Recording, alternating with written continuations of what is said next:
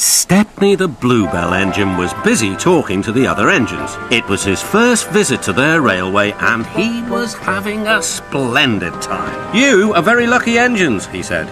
"Your line has got everything. It's long enough to give you a good run and you have plenty of passengers. Then you have a quarry and a mine, so you need plenty of trucks. Trucks are fun. I miss them on our line." Percy was surprised. All the engines thought trucks were trouble. "You're welcome to take some of mine," he said, "but you'd better ask driver first." The drivers agreed and the two engines set off.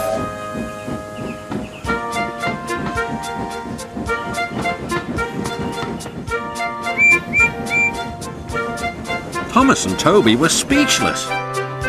Stepney took the trucks to the harbour.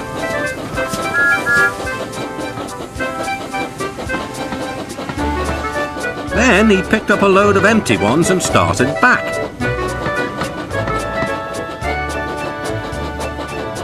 Ahead was a cricket field. The game had just begun. Stepney and his driver had to wait at a signal. "Good," said his driver. "We can watch the game." Then there was trouble. The batsman hit the ball. It flew high into the sky towards Stepney's train. Clunk went the signal. Thump went the ball into a truck, but neither driver nor fireman heard it. "Stop!" yelled the players, but Stepney didn't hear them. Come along," he puffed to the trucks.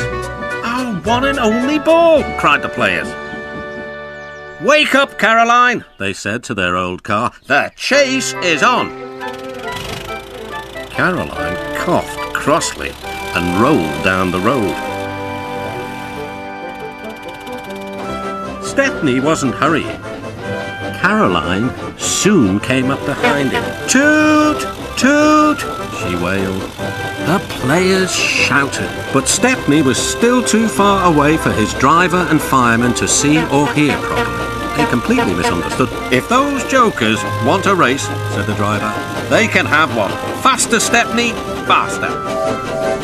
Poor Caroline wasn't happy at all. She rattled along at twice her usual speed. "I shouldn't be treated like this," she grumbled. "This pace is too hot for my system. It'll fuse all my circuits."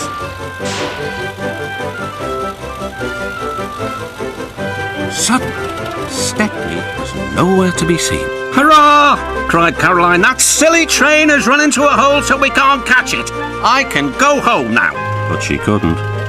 Her driver pounded Caroline on up the steep hill and then down the other side towards the station. Stepney was already there when Caroline clottered in. "We need our ball back," cried the players, and explained everything.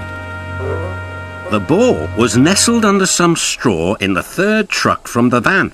"We found it," cried a player. "We're sorry," sighed the driver. "Oh, you couldn't help it," replied the player. "Now we must get back quickly." "You'll be lucky," said the driver. Caroline looks worn out. And she was. The driver spoke to the station master and the signalman, and they all agreed a plan.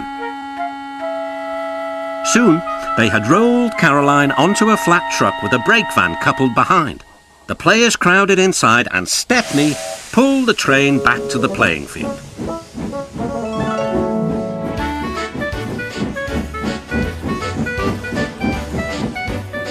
Everyone enjoyed watching the game.